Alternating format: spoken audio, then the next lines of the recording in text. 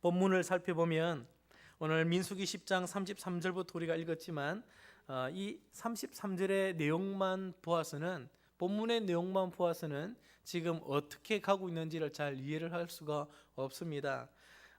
본문의 내용을 보면 사실 전체적인 흐름을 보면 그렇습니다. 이스라엘이 하나님 앞에서 처음 출애굽을 해서 광야로 들어오게 되었죠. 그때 하나님이 애굽에서 이스라엘을 건져내실 때에 약속을 했습니다. 내가 너희를 가나안 땅으로 보내겠다고, 저 적과 꿀이 흐르는 땅으로 보내겠다고 약속하고 그 애굽의 종된 가운데서 건져내었습니다. 그런데 하나님은 바로 가나안 땅으로 이들을 데리고 가지 않았습니다.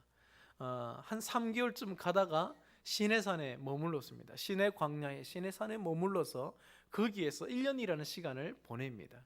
그리고 1년이라는 시간이 지나서 2년째 2월 20일이 지난 그 달에 구름이 떠오르면서 가나안으로 본격적으로 출발하게 됩니다. 오늘 읽었던 이 부분은 바로 그에 해당되는 부분입니다. 읽었던 10장 11절 보시면은, 10장 11절 말씀 보시면, 둘째 해 둘째 달 20날에 구름이 정거의 성막에서 떠오르매 이스라엘 자손이 시내 광야에서 출발하여 자기 길을 가더니 바란 광야에 구름이 머무니라. 언제 출발했다고 그래 되어 있습니까? 2년 2월 20일. 그래서 1년이 지난 둘째 해 2월 20일에 출발하게 되는 것이죠. 그리고는 지금 읽었던 이 본문부터 시작해서 12장 16절 보시면, 민수기 12장 16절을 보시면, 마지막 절 보시면, 그 후에 백성이 하세롯을 떠나 바란 광야에 진을 치니라 라고 되어 있습니다. 앞에 우리가 읽었던 10장 12절을 보면 시내산에서 출발해서, 시내 광야에서 출발해서 어느 광야로 갔다고요? 바란 광야로 갔다 되어 있는데, 12장 16절 마지막에 보니까 그제 바란 광야에 도착해서 진을 치게 됩니다. 그러니까 이 두 장의 내용이 10장 12절에 그 압축되어 있는 한 구절에 대한 자세한 기록이죠. 시내산에서 출발하여서 신광야를 지나요 바란 광야로 들어가게 됩니다. 바란 광야는 바로 가나안의 남부 지역입니다. 가나안의 바로 밑둥이죠. 거기에서 이제 아론도 죽고 모세도 들어가지 못하고 가나안을 바라보다가, 그러면서 이제 가나안 땅으로 들어가게 됩니다. 그 기간, 지금 그런 가운데서 지금 이스라엘이 출발하는 걸 보면 이스라엘은 지금 새로운 국면을 맞고 있는 것입니다. 처음에 가나안에 들어갈 때에 처음에 바로 들어간 것이 아니라 시내 광야에 머물러서 시내산에서 1년이라는 시간을 머물고 있었다고 조금 전에 제가 말씀을 드렸습니다. 그 1년이라는 시간 동안에 무엇을 했을까요?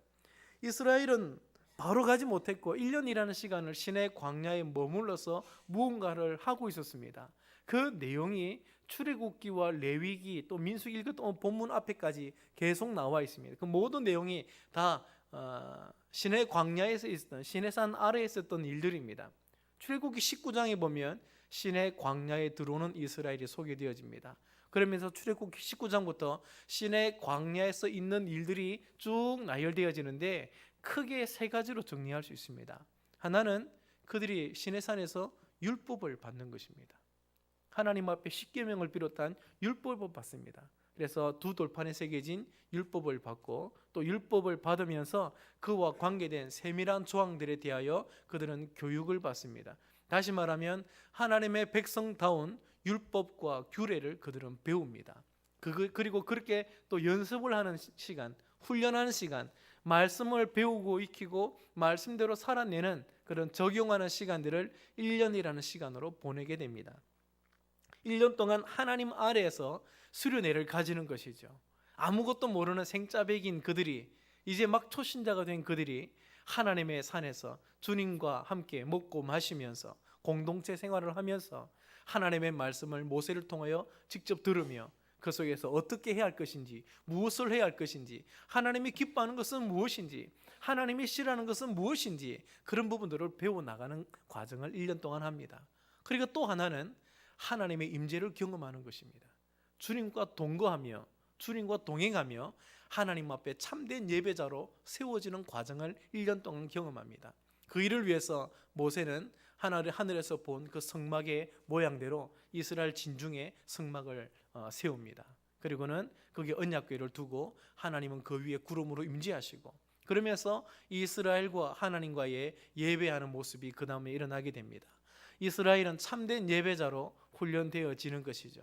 1년 동안 하나님을 섬기고 하나님을 경외하고 주님을 예배하고 주님의 임재를 경험하는 그런 깊은 영성의 훈련을 가지게 되는 것입니다. 그러니까 정말 시내산 밑에서 은혜로운 수련회를 가지고 있는 것이죠. 그리고 마지막 하나는 바로 미래를 향한 것입니다. 시내 광야를 떠나게 될 때에 이제 그들이 가나안을 향해 나가야 되는데 그 나갈 준비를 하는 것입니다. 그것은 바로 군대로 조직되는 것입니다.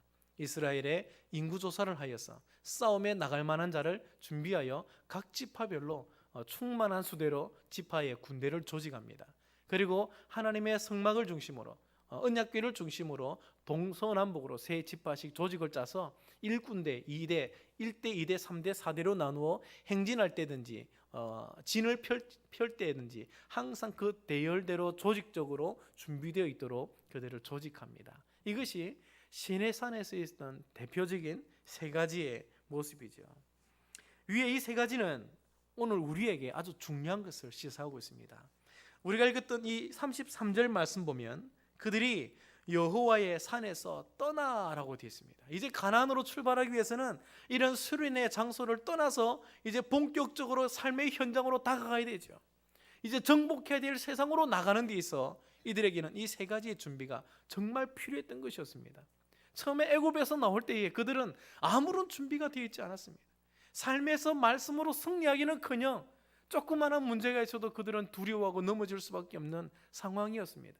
하나님이 어떤 분인지도 몰랐고 그분을 어떻게 예배하는지도 모르고 하나님 앞에 어떻게 기도하는지도 모르고 어떻게 승리해야 될지도 모르며 군대라고 말하지도 못할 그런 아주 불완전하고 아무것도 모르는 신앙인이었죠. 그러나 1년이라는 그 수련회를 통해서 그들은 믿음의 도를 배우게 되었습니다. 그리고 하나님의 임재를 경험하게 되었습니다. 깊은 영성을 소유하게 됩니다. 그리고는 이제 그 속에서 군대로 조직되어지면서 본격적인 싸움 준비를 하게 된 것이죠. 우리가 세상을 이기려면 바로 이러한 시간들이 필요한 것입니다. 교회 와서 우리가 해야 될 일이 무엇일까요? 교회 와서 그냥 1시간 예배 드리고 돌아가면 되는 것. 안 드리면 하나님 화내시니까 예배하고 돌아가면 괜찮다. 그래서 벌 받지 않으려고 단순한 나의 믿음을 그냥 출석하는 것으로 만족하려고 와서 결석 안 했습니다 하고 눈도장 찍고 돌아가는 이것이 우리의 신앙생활의 전부가 될 수 있을까요? 그렇지 않습니다. 이렇게 신앙생활하면 반드시 월요일부터 패배합니다. 월요일날 패배하고 화요일날 패배하고 수요일 되면 거의 그러기 상태가 됩니다. 그리고 목요일부터는 불신자처럼 살아가고 토요일 되면 다 처음으로 돌아와서 하나님 앞에 나와서 주여 나는 죄인입니다 그러는 것이죠. 이겨낼 수가 없습니다. 마귀를 만만하게 보면 마귀는 정말 우리한테서는 무서운 적으로 돌변하게 됩니다. 이길 수가 없습니다. 어떻게 하면 우리가 자신을 이기고 죄를 이기고 세상을 이기는 그런 승리하는 삶을 살게 될까요? 그것은 교회 생활에 있습니다. 주일날 1시간 예배 드리고 돌아가는 그 가지고는 아무것도 될 수 없지요. 우리가 교회에서 이 세 가지의 훈련을 받아야 되는 것입니다. 저는 늘 생각할 때마다 교회 그러면 이 교회의 한문의 그 교자가 사귀일 교자가 아니고 가르칠 교자라는 사실에 늘 주목을 합니다. 교회 오면 배워야 되는 것입니다. 교회는 가르치는 곳이고 교회는 배우는 곳입니다. 예루살렘 교회의 초대교회 모습을 한번 보십시다. 그때에 많아봐야 120명 정도로 예상되죠. 사도들과 주의 제자들이 다락방에서 열심히 120명 정도가 기도합니다. 그러다가 갑자기 성령의 역사가 일어나기 시작합니다. 그때 베드로 설교 듣고 몇 명이 들어왔습니까? 그 교회로 몇 명이 들어왔죠? 3,000명이 들어왔습니다. 오늘 우리가 만약에 지금 우리 성도들이 500명이라고 예상해 본다면 그 비율을 따지면 지금 몇 명이 들어와야 되는 겁니까? 세 가족이 100명에 3,000명이면 30배잖아요. 그러면 우리가 지금 500명이면 15,000명인가요? 15,000명의 세 가족이 하루에 들어오는 것입니다. 그러면 교회가 어떻게 될까요? 예배는 어떻게 드릴 수 있을까요? 그들이 전부 아무것도 모르는 생짜배기입니다. 예배는 어떻게 드리는 것인지, 하나님 누구신지 전혀 아무것도 모르는데 그 예루살렘 교회에 베드로의 설교를 듣고 회개하고 들어온 사람이 3,000명이고 그 중에 주님의 도를 아는 사람은 120명밖에 되지 않습니다. 그들이 모여서 기도하고 찬양하고 예배를 드릴 때에 어떤 일이 일어나겠습니까? 기본적으로는 아무런 준비가 되어 있지 않는 그들이 예배 드릴 때는 아마 엉망진창일 것입니다. 예배는 어떻게 드리는지, 기도는 무엇인지, 예배 순서는 어떻게 되는지 아무도 모를 겁니다. 그러니까 그냥 아파트 노래 불러가면서 그렇게 예배 드릴지도 모릅니다. 알고 있는 가요에다가 그냥 가사만 바꿔서 부를 수 있을 거예요. 모르니까요. 찬송도 모르고 기도도 모르고 그러니 뭐 어떻게 할 방법이 없잖아요. 근데 사도행전 2장을 보면 그들이 제일 먼저 했던 일이 사도들의 가르침을 배웠다는 것입니다. 사도들의 가르침을 계속 배우고 듣고 가르침을 받은 대로 예배하고 가르침을 받은 대로 모여서 서로 교제하고 가르침을 받은 대로 떡을 떼며 모이며 나갔다는 것이죠. 서로 성도들의 교제를 할 때도 사도들의 가르침을 받은 대로 교제했다는 것입니다. 그러니까 가르침이 없으면 그들이 모여서 전부 다 궁착궁착하고 있을 판인데 사도들의 가르침을 받아서 그 가르침 받은 대로 모이니까 교회가 전부 초신자 판인데도 불구하고 성령의 은혜가 더 넘치며 날로 교회는 부흥하게 되는 것이죠. 교회에는 항상 가르침이 있어야 되는 것입니다. 하나님께서 이스라엘을 가나안으로 돌려보낼 때에 1년 동안 시내산 밑에 머물게 하신 이유가 바로 여기 있습니다. 하나님의 율례와 법도를 배우는 것입니다. 율법에 철저하게 자기의 삶을 준비시켜서 말씀대로 순종하며 말씀대로 살아갈 수 있도록 그들을 준비시켜 놓는 작업, 이것이 하나님이 이스라엘에게 제일 먼저 하신 작업입니다. 그러므로 우리도 그렇게 준비되어야 됩니다. 교회 제일 먼저 등록할 때에 새가족 공부를 하죠. 새가족 공부 끝나고 나면 이제 공부 안 해도 우리 교인 되었네, 그리고 예배만 하고 돌아가면 거기에서 무조건 실패하게 되어 있습니다. 계속 배우게 해야 되고 우리 성도들은 새가족이 들어오면 계속 배우도록 가르쳐야 됩니다. 그리고 여기 계신 모든 분들도 계속 배워야 됩니다. 그러기 위해서 예배 시간뿐만 아니라 주일날 와서 제일 많이 힘써야 될 부분이 예배 드리고 그 다음에 배우는 일입니다. 계속 더 알고 있는 사람이 가르치고 또 배우고 구영 순모임을 통해서 또 배우고 가르치고 배우고 계속적으로 이 일들이 우리 교회 안에서 일어나야 되는 것이죠. 내가 배워야 산다는 것입니다. 말씀을 배우는 만큼 살아낼 수 있고 배우는 만큼 이겨낼 수 있는 것입니다. 아는 만큼 이겨내는 것이죠. 우리가 말씀을 모르면 절대로 이길 수 없습니다. 그리고 또 한 가지는 주님의 임재를 연습해야 됩니다. 참된 예배자는 수동적인 예배 속에서 절대 세워지지 않습니다. 우리가 예배 드릴 때에 앞에서 예배 인도자가 예배를 하고 나머지는 전부 다 가만히 앉아서 예배를 보고 있는 수준이라면 백날 예배를 드려도 하나님의 임재를 경험하기가 쉽지 않습니다. 앞자리에 계시면 태도가 조금 바뀌어서 적극적으로 바뀌는데 중간 이후로만 가면 계속 수동적으로 바뀝니다. 그러다 보니까 앞에 계신 분들은 은혜 받아도 뒤에 계신 분들은 은혜를 받을 수가 없지요. 예배를 드릴 때 가장 이상적인 것은 함께 예배 인도자에 맞춰 끌려가는 게 아니라 예배 인도자와 함께 앞장서서 예배에 적극적으로 나 자신을 드리는데 예배의 문이 열리게 돼 있고 하나님의 은혜를 경험하게 되어 있는 것입니다. 언제부턴지 예배가 이런 식으로 바뀌어져 버렸습니다. 원래 예배는 함께 예배하는 것이 원칙이었습니다. 처음에 하나님이 예배할 때도 모두가 함께 예배하는 것이었습니다. 그러나 예배 인도자의 역할이 강해지면서 점점 예배가 다른 사람들에게 있어서 수동적이 되어가며 하나님의 임재를 점점 느끼지 못하는 그런 예배가 되어버렸습니다. 우리는 이것을 이제 바꿔야 되겠죠. 내가 하나님의 임재를 경험하기 위해서 기도와 찬양과 또 하나님 앞에 내가 드릴 수 있는 이 모든 일에 있어서 마음을 다하여 적극적으로 예배하는 것이 필요합니다. 그래서 주일 예배 때도 우리가 정말 그전부터도 미리 와서 예배를 위해 준비하고 나가는 모습이 절대로 필요하고요. 예배가 충분히 기도로 준비되어졌을 때에 나의 마음 자세가 달려져 있다는 것을 우리는 알게 될 것이고 그런 예배가 은혜가 될 것입니다. 그러나 또 시스템적으로도 우리에게 가장 크게 은혜가 되는 것이 있다면 금요 부흥회겠지요. 금요 부흥회는 찬양부터가 이미 찬양을 안 하면 안 되게 되어 있습니다. 앞에서 제가 찬양하라 그러죠. 손도 들으라 그러죠. 그러니까 손 안 들면 이상하고 손 들어야 되고, 그러다 보면 또 찬양을 불러야 되고, 부를 때까지 반복도 하니까 또 계속 불러야 되고, 이런 것이 되다 보면 자꾸 내가 예배하게 되어집니다. 얼마나 멋집니까? 또 목사님께서 기도 인도하면서 기도하라, 또 기도하라, 계속 기도하라 그러죠. 그렇게 내가 찬양하고 기도하고 그러다 보면 어느새 하나님의 임재를 느끼게 되는 것입니다. 예배하면서 주님의 임재를 경험하고 그러한 깊은 영성들을 만들어 나갈 때에 우리는 비로소 세상을 이길 수 있는 준비가 되어지는 것입니다. 세상으로 나가자마자 하나님이 눈에 보이지 않잖아요. 교회 오면 하나님이 느껴집니다. 기도하다 보면 눈물도 나고, 예배하다 보면 하나님이 느껴지고, 말씀 듣다 보면 감동도 받고, 그래서 너무너무 좋습니다. 그러나 예배가 딱 끝나고 교회당을 나가는 순간 다시 원위치로 돌아갈 때가 참 많지요. 우리가 깊은 영성을 수여하지 않고서는 쉽게 넘어집니다.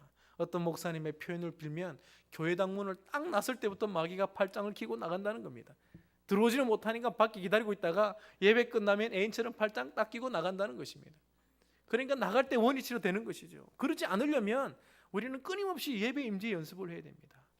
제가 제 자신을 돌아볼 때도 언제 제가 가장 큰 은혜를 받았을까, 언제 제가 많이 바뀌었을까 생각해 보면 청년 때 개인 예배라는 것을 알고 난 뒤였습니다.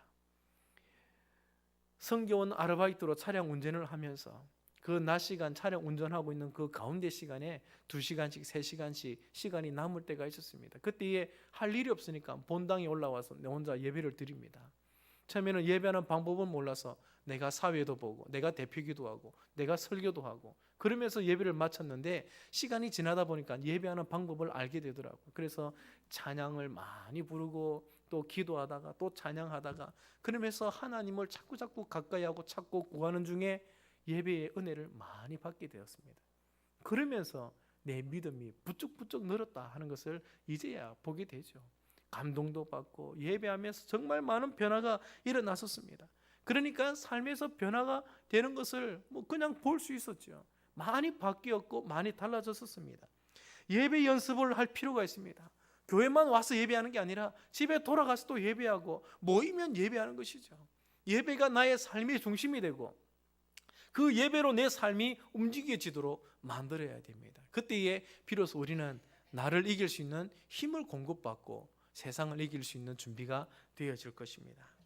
그러나 또 한 가지가 더 있다면 그것은 혼자로는 할 수 없다는 것을 깨닫는 것입니다. 그래서 같이 할 수 있는 필요를 느끼는 것이죠.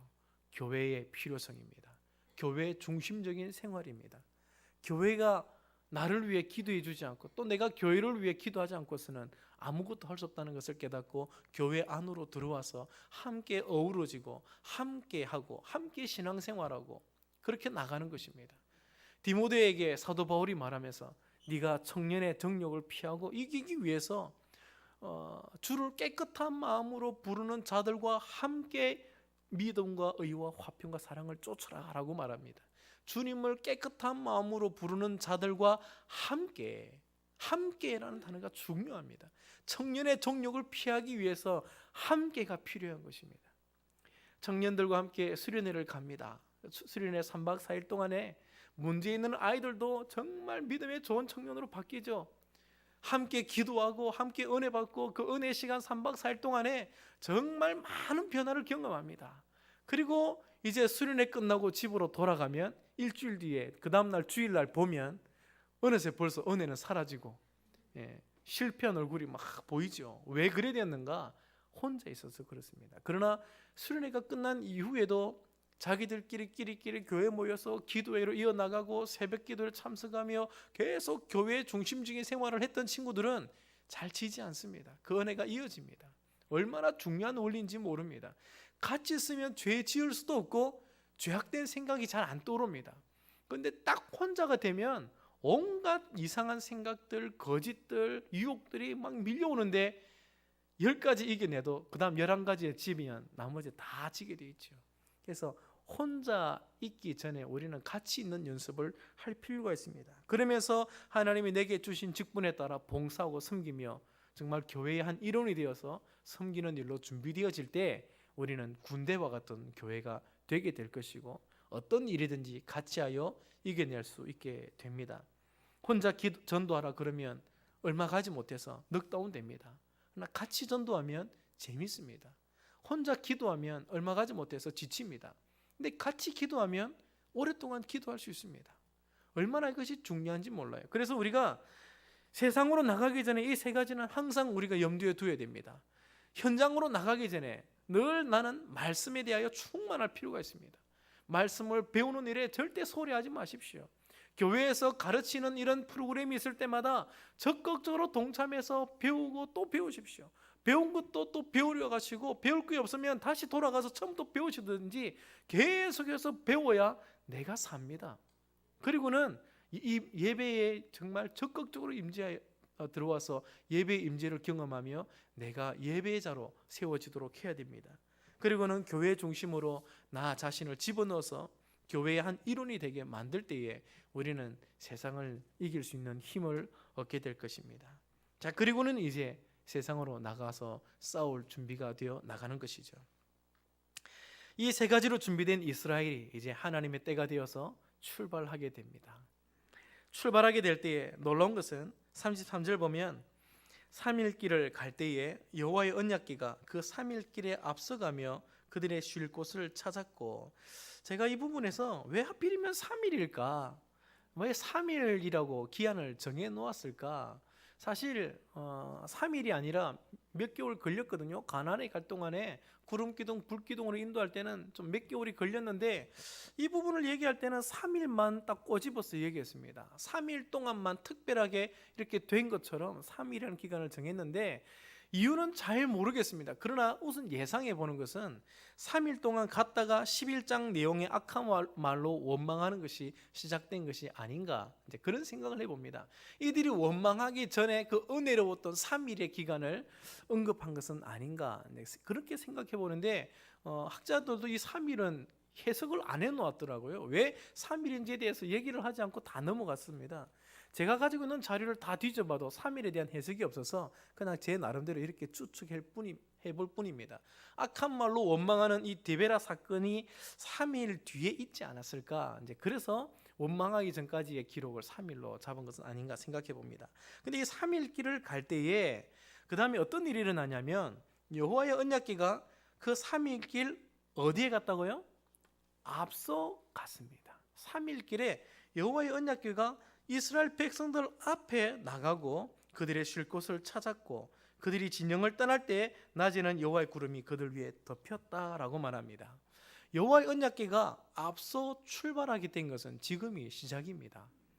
그전에는 이런 일이 별로 없었습니다. 물론 홍해를 가를 때는 어쨌는지는 모르겠지만 기록상 볼 때 여호와의 언약궤가 이스라엘 앞에서 날 때는 지금이 시작입니다. 그래서 이 부분을 강조하고 있는데 모세가 아마 이런 부분에 대해서 하나님의 말씀을 몇 가지로 이전에 들었던 것이 있어서 그렇게 했는 것 같습니다. 출애굽기 14장 19절에 보면 하나님께서 시내산으로 올 때에 홍해 앞에서 이스라엘 진 앞에서 행하던 하나님의 사자가 뒤로 옮겨 추격하는 애국 군대를 막았다라는 기록이 있습니다. 그때에 이스라엘 진 앞에서 하나님의 사자가 행동했다라고 말하죠. 그래서 아마 그때에 하나님의 사자라고 했으니 언약궤가 앞서가지 않았을까 그렇게 예상해보고, 또 하나님께서 말씀하시는 그 내용을 보아도 출애굽기 23장 20절에 보면 내가 사자를 너의 앞서 보내어 길에서 너를 보호하여 너를 내가 예비한 곳에 이르게 하겠다라고 앞서 보내겠다고 약속하셨고, 또 출애굽기 33장에도 보면 내가 사자를 너의 앞서 보내어 가나안 사람과 아모리 사람 여러 사람들의 앞에서 쫓아내겠다라고 약속을 하십니다. 이런 하나님의 약속에 따라 아마 모세는 이제부터는 여호와의 궤가 무조건 앞서 나가야 된다 그렇게 생각했는지 모르겠습니다. 여하튼 하나님의 언약궤가 제일 먼저 출발을 합니다. 그리고 그 뒤에 따라서 조직된 이스라엘의 군대가 1대, 2대, 3대, 4대로 나뉘어서 뒤따르게 되고 그 뒤에 군대 아닌 이스라엘 백성들이 뒤따르게 되었습니다. 이렇게 해서 이동을 하게 되는데 출발할 때에 여호와의 궤가 제일 먼저 출발하기 전에 모세의 기도가 시작됩니다. 그 기도가 오늘 또 다룰 부분인데, 여호와께가 출발하기 전에 모세는 어떻게 기도합니까? 35절 보면 모세가 말하되 여호와여 일어나사 주의 대적들을 흩으시고 주를 미워하는 자가 주 앞에서 도망하게 하소서. 그리고 나중에 쉴 곳을 찾아 여호와께가 머물면 그때에 이스라엘이 다 진을 다시 치고 난 뒤에 다시 기도합니다. 여호와여 돌아오소서. 여호와여 이스라엘 종족들에게로 돌아오소서. 그렇게 기도합니다. 한번 따라해 보십시다. 여호와여 일어나소서. 여호와여 돌아오소서. 아주 중요한 기도입니다. 모세의 기도는 정말 이스라엘의 그 두렵고 떨리는 불안한 마음, 이제 새로운 국민에 접어들어서 싸우러 가고 정복하러 가야 되는 그 시작점에 두려워하고 떨 수 있는 그 이스라엘 향하여 안도의 한숨을 쉬게 만들고 힘을 붙돋아두는 기도가 되고 있습니다. 여호와여 일어나소서. 그리고는 여호와께가 출발합니다.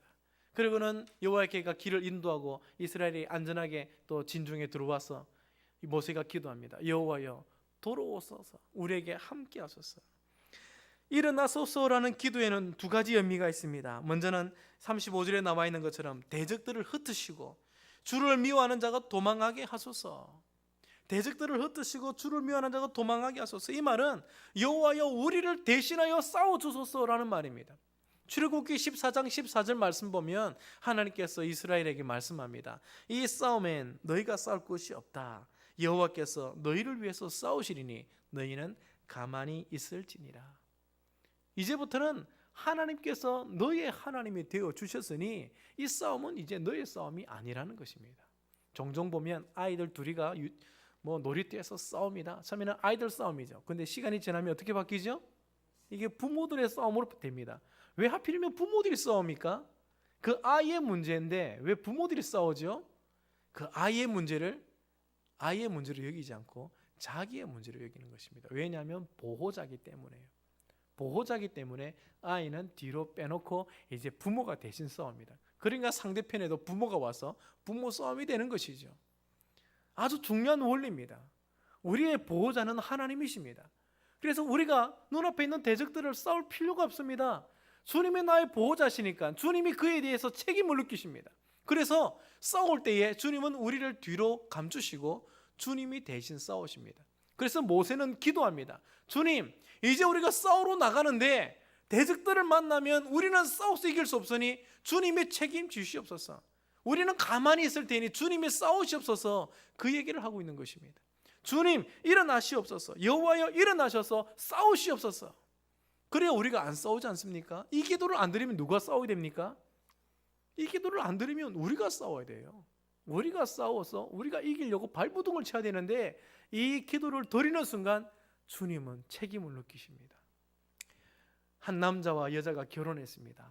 따로따로 부모의 밑에서 보호자 밑에서 잘 생활하다가 결혼하고 난 다음에 혼인신고를 할 때에 남자가 혼인신고할 때 보호자에 누구 이름을 써야 됩니까? 그 사람이 자기의 이름을 씁니다.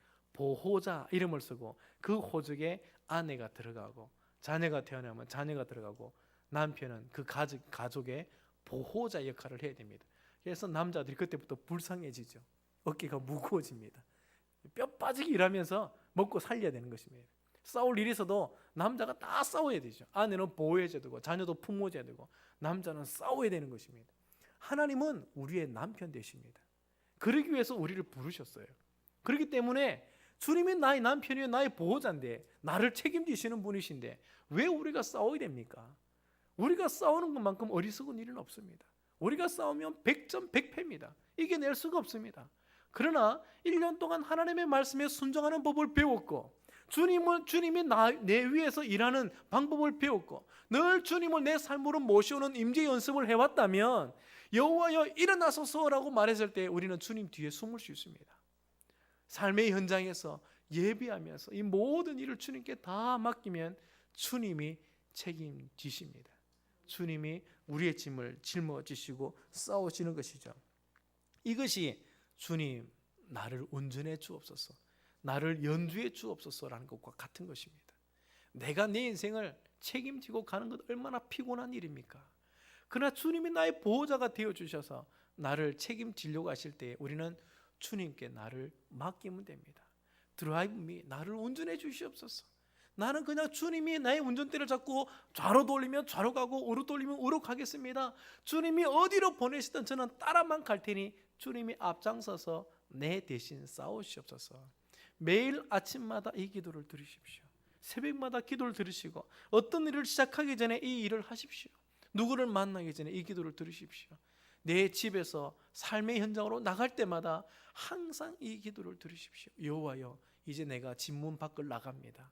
여호와여, 일어나셔서 나의 길을 앞서가시옵소서. 어디로 갈지 주님이 먼저 가셔서 준비해 주시고 싸워 주옵소서.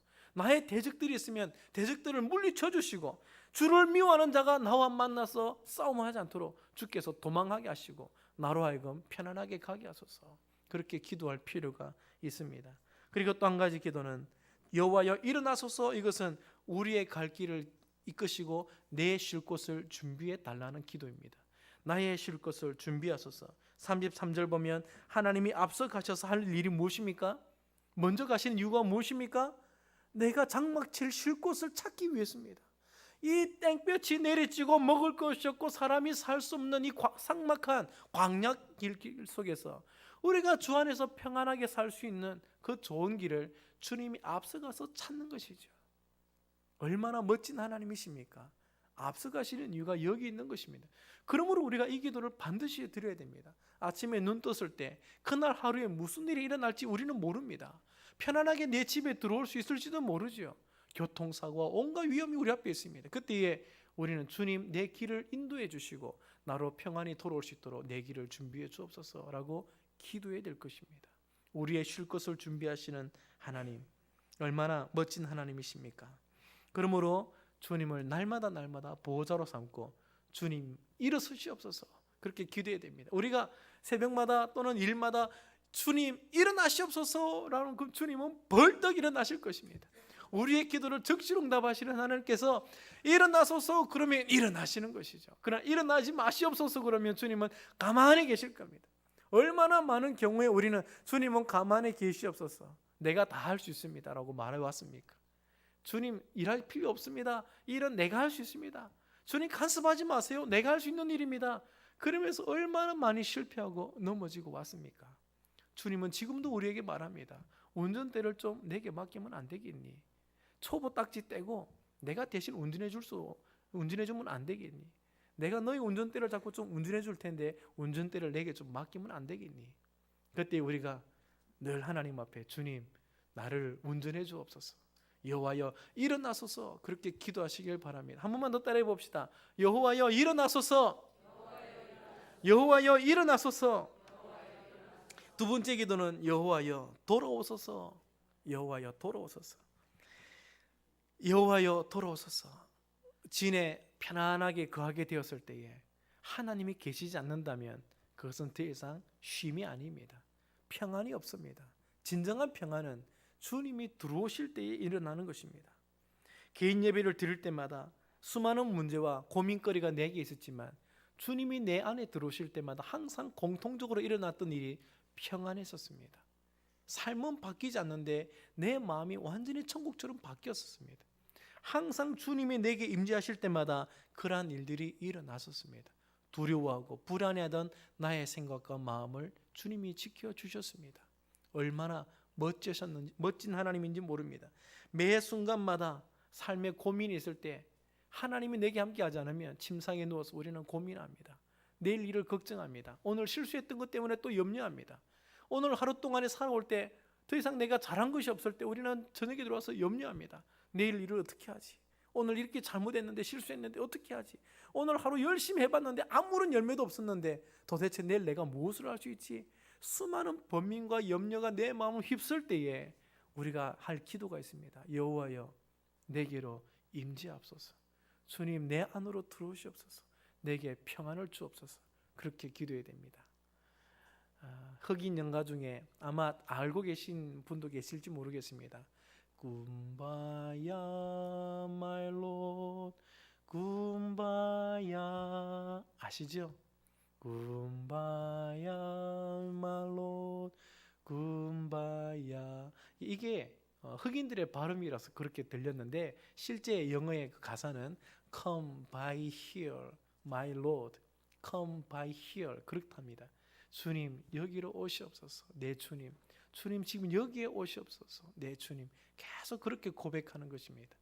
왜 이런 기도를 드렸는지 제가 그 내용을 알아보니까 그렇습니다.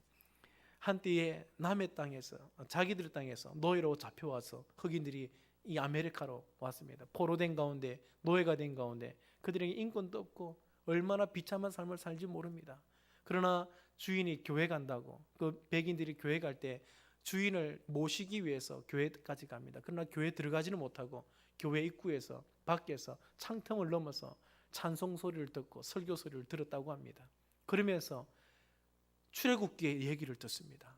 포로된 이스라엘을 구원해내시는 하나님, 그리고 정말 그 수많은 어려움과 아픔 속에서 그들을 지키시고 그들이 하나님이 되어주신 그런 얘기를 듣습니다.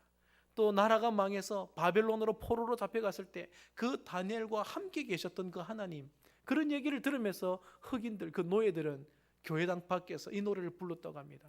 그렇습니까? 노예를 해방시키신 하나님, 지금 노예 중에 있는 자에게 함께 하시는 하나님, Come by here, my Lord. 내 주님, 지금 내 삶에 함께 없어서. 그러면서 그 아주 힘들게 살 수 없는 그 환경 속에서도 그들은 소망을 키우면서 찬양을 부르며 이겨내었던 것이죠. 이제 우리가 그 찬송을 불러야 됩니다. Come by here, my Lord. 지금 내가 여기 있으니 내게 임하시옵소서. 그때 우리는 비로소 평안을 느끼게 될 것입니다.